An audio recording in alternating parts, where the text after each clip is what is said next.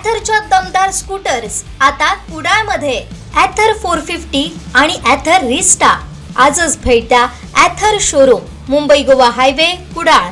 Hotel spice कोकणच्या समोर. संपर्क 9730 10 64 77.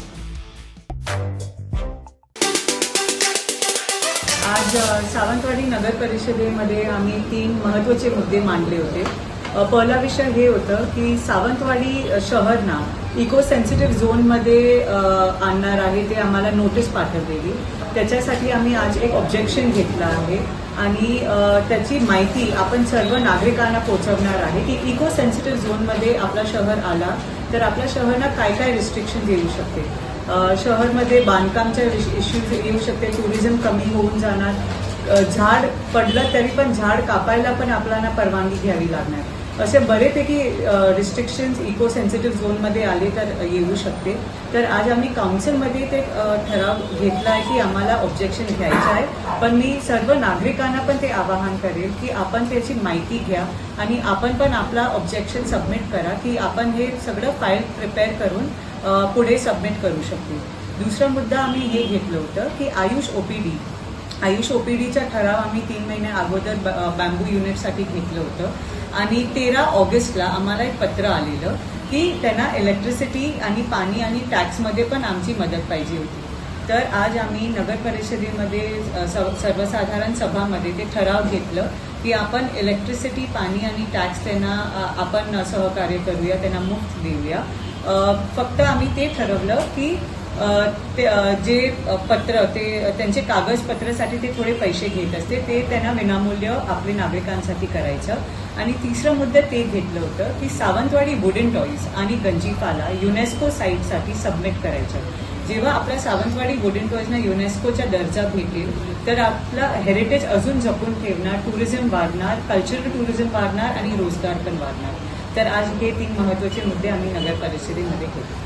नमस्कार. इको सेन्सिटिव्ह झोनमध्ये असं ठराव नाही आहे. असं आहे की आपण तिथे डेव्हलपमेंट करू शकते, पाणीच्या जे फिल्ट्रेशन सिस्टम बसवायचे ते सगळं करू शकते. पण इको सेन्सिटिव्ह झोनमध्ये आला तर आपण ते पण नाही करू शकणार आहे. त्याच्यामुळे आम्ही हे ऑब्जेक्शन घेतलं आहे.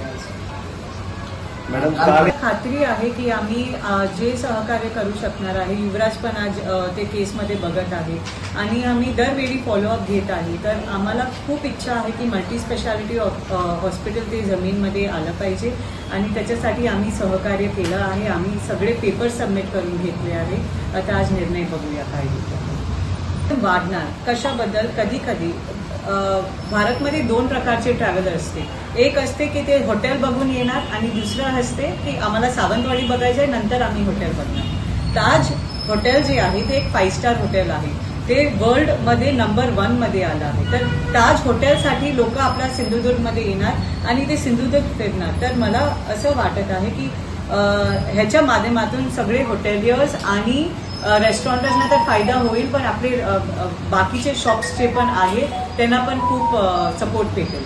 ह्याचं म्हणणं आहे की सावंतवाडीमध्ये इथे काहीतरी रोजगार आणि पर्यटन असले पाहिजे ज्याच्यामुळे लोक सावंतवाडीमध्ये येणार. हायवे असू दे की नसू दे, पण आपल्यामध्ये सावंतवाडी शहरमध्ये इथे प्रकल्प व्हायला पाहिजे की लोक सावंतवाडी राहायला येणार.